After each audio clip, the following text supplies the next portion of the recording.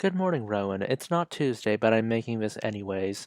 The title is a reference to John Green's aptly titled video, Literally Hitler. In that video, John lampoons the literally Hitler comparisons to every single politician in modern day politics ever.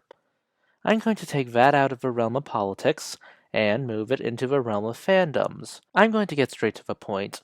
Whenever anyone decides to declare a character literally Hitler, or make some comparison about how an organization is Nazi Germany, or in some cases compare the victims of those evil organizations to the victims of Nazi Germany, most famously, well, infamously in this case, the Jews, it always appears that the actions of the characters supersede the motivations of the characters when it comes to arguing how they are literally Hitler or are literally a Nazi. Context is king. Actions alone explain nothing. If you didn't need to explain your data, I guarantee that dissertations would be a lot shorter. If the actions line up but not the motivations, then you have essentially proven nothing.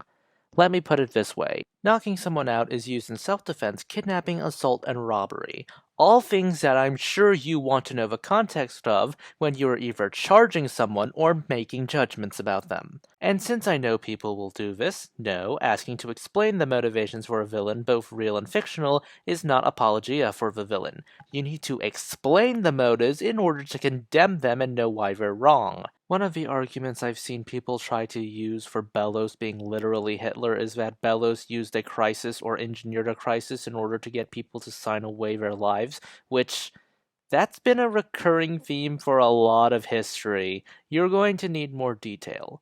But enough about actions and motivations, let's get to something else that's been bothering me about these comparisons. Now, as for the topic of genocide itself and how it's talked about among fans and authors of the work even, it's always talked about through the lens of the Holocaust. And I understand that. Cattle cars, gas chambers, skeletal pictures of victims, it's all horrifying. Walking through a concentration camp that's now been converted into a museum is an unnerving experience. Imagine how it was for the people going into the camps knowing that certain death was on the other side. So much of our imagery about genocide revolves around the Holocaust. It's easy to understand why people would simply default to the Holocaust being the genocide. It's easy to paint anyone who commits a genocide as a Nazi. Therein lies the problem. The Holocaust is a genocide. It is not the only genocide in existence. And it's disheartening to say that genocide exists and even continues to this day. There are multiple genocides that go unnoticed in popular media and the popular consciousness as a whole. The Armenian genocide, for example, has pop culture obscurity. People know the Armenian genocide happened, or they flat out deny it, but nobody really gets into the weeds about the hows and the whys it happened, not unlike the Holocaust. The only time I heard about the genocide in Rwanda being discussed tends to be around the movie Hotel Rwanda, and discussions about the Cambodian genocide lean towards the Killing Fields movie or as a footnote in the context of the Vietnam War.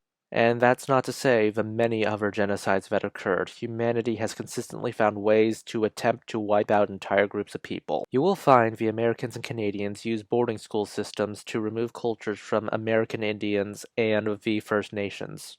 So what is the point about me bringing up all these genocides? Well, again, I say, whenever we talk about genocide, the perpetrators are always pigeonholed by the author or by the audience as the Nazis.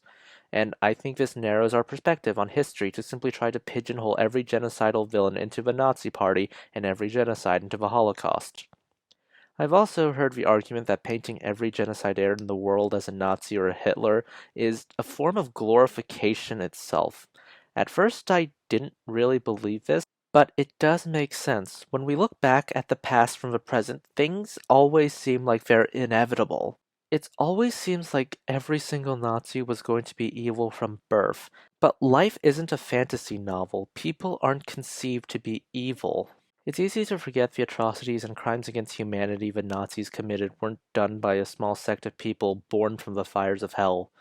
Ordinary people chose to commit so many atrocities, and ordinary people were radicalized into doing this, and this, and this, and this.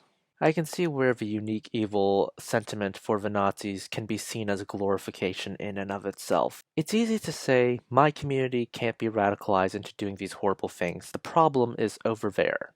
I often say that media is a reflection of history, or more commonly, a window into history itself, not the object of history. I think we can safely say how we discuss our media is also a window into history.